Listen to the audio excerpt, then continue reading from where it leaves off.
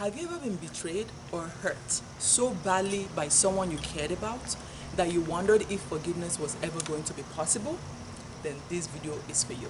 This is your favorite Tiki girl, Felicia, enjoying another summer day outdoors by my Tiki bar with this cold bottle of water to Tiki-Talk with you guys about forgiveness and chance in relationships. Remember, this is where we keep it 100% about everything about relationships and other contemporary issues, especially those affecting the African community at home and in the diaspora. Don't forget to bang on the subscribe button, smash the like button, press the share button, and pound on the notification bell to be notified whenever I upload new content.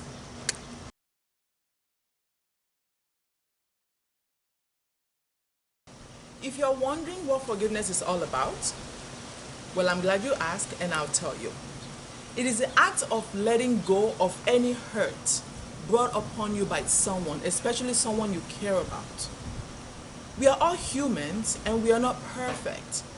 So we are going to be offended or even offend somebody and be hurt by someone in our lives at one point or another, and vice versa. Some hurts are easy to forgive, either because we rationalize them to not be a big deal, or the offender makes it easy for us to forgive them. And we can be the offender too, so we can make it easy for us to be forgiven. But there are some hurts that makes it tempting for us to not want to forgive because they cut so deep and so painful. So we hold on to the pain like it's our lifeline. So every time we see this person, our offender, it induces a high level of stress and anxiety, so much so that it arouses some psychosomatic responses in our body.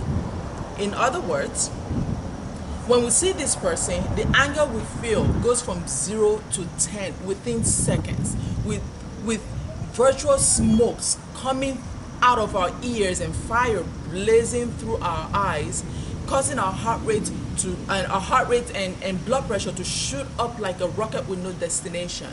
At this point, girl, you're ready to kill a bitch. Only a person who is dear to you can have so much impact on your emotions like that. So the question now is, how long can you continue to feel and carry this pain with you, especially if your offender can't help but to come around you often, either because you both belong to the same circle of friends or even family member?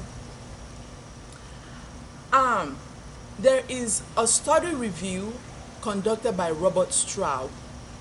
He found that intensity and duration of exposure to certain stressors can trigger some emotional and physical dysfunction that can result in psychosomatic or even psychiatric disorder. So it is evident that lack of forgiveness puts your physical and mental health at stake. It puts your physical and mental health at stake. It is almost like drinking poison and expecting your offender to die. Besides the physical and mental benefits that forgiveness carries, it is also scriptural. It is impossible to love someone you cannot forgive.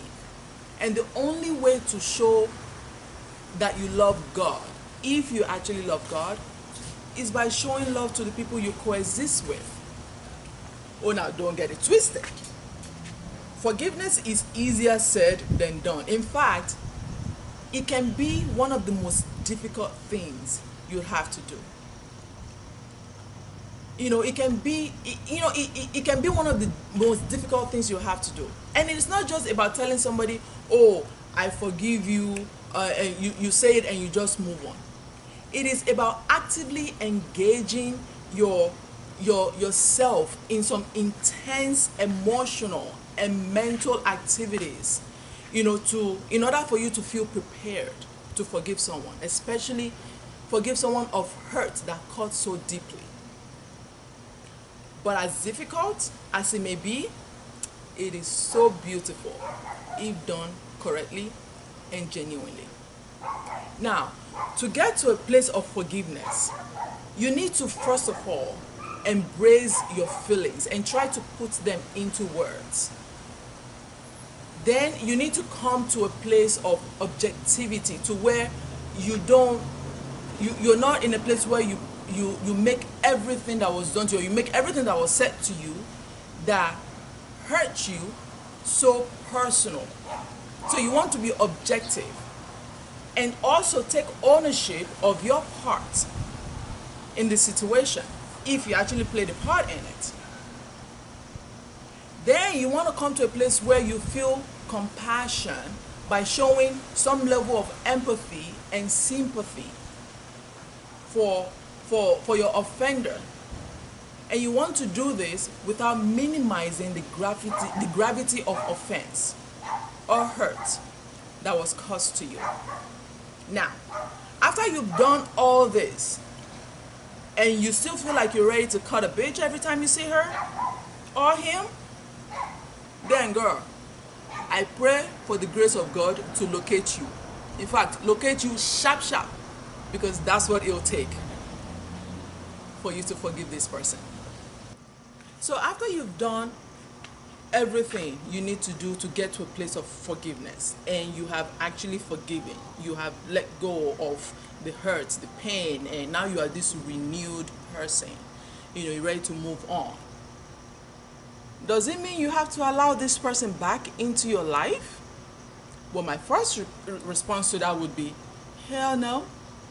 But, we sometimes have to be rational about things. So I'll say it depends on the situation and the offender. There's actually a difference between offense and hurt. And people treat these two things or terms differently. In other words, a hurt caused to me, or something that somebody would do to me that would hurt me, if done to you, just might be an offense, and vice versa. So it is easy to forgive someone that offends you and give second or even multiple chances to this person back into your life. But there are some acts of wickedness that are just considered universally hurtful, regardless of how you judge it, who judges it, or what standard or metrics or whatever you use to judge it. It is just universally hurtful. And the kind of hurt that you will consider generally just universally hurtful may warrant you to banish somebody or this offender out of your life forever, if possible. Because there are some people, especially family members, that you can't really banish out of your life. But sometimes it can be tempting. There are some family members you just wish, man, I wish I have a knife, I can just cut this bloodline and just disappear from my life. But it's not possible. They say blood is thicker than water. So an example of a hurt that would be considered universally hurtful would be, say for example, you find your best friend and your significant other sleeping together. Now that is an act of wickedness. Or even you find your so-called loyal friend or your best friend conniving with somebody he or she knows clearly hates you, can't stand you. So those are some out of many acts of wickedness that will warrant you to say, you know what, that's it, you're out, deuces, lose my number, I don't want to ever even see your shadow, let alone you. When people talk about forgiveness, the conversation almost doesn't end without the need to talk about forgetting as well. But the thing is, forgetting is damn near impossible. But if you are one with a short span memory, forgetting and giving your offenders second or even multiple chances back into your life might come a bit easier for you. And if you are this type of a person, I'm happy for you. I'm really happy for you, because I'm sure the gate of heaven will be busted wide open for you when it is your time. Now, for some people who don't forget things easily, forgiveness is possible. We just need to work at it. But forgetting is not guaranteed. However, not forgetting doesn't mean that you should not allow this person back into your life if you want to, or if they bring so much value into your life and you can't afford to lose them. Yeah, no problem. Sometimes we have those kind of people in our lives. If you watch my other videos, I've talked about friendship for goodness. Just because these people are like the perfect people for us doesn't mean that they will not make mistake. We all make mistakes, and they will offend us, they will hurt us. So you can, if you feel it's needed, or it's necessary, you can get this second chance or even multiple chances back into your life. We just hope that these chances we give is not one that will give it's not like giving them the magic bullet they didn't have the first time to kill you, to come back the second time and finish the job. Forgiving someone who offended you doesn't mean, or even hurt you, doesn't mean that what they did to you is okay or acceptable in any way. It just means that it's not worth losing sleep over or messing up other relationships that come your way as a result of being stuck with anger and resentment that may slip into other areas of your life and manifest in other relationships that you may end up in. So in other words, when you forgive, you're not doing it for them. You're doing it for your own best interest. In fact, this is one of the areas you are allowed to be selfish.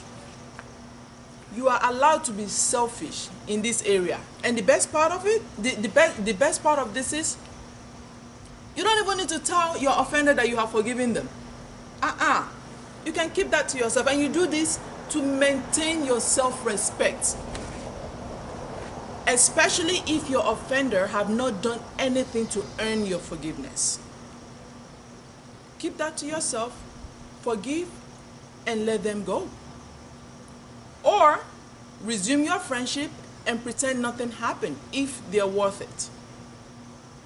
So what I'm saying is this: just let it go and continue your friendship, or let it go and let them go.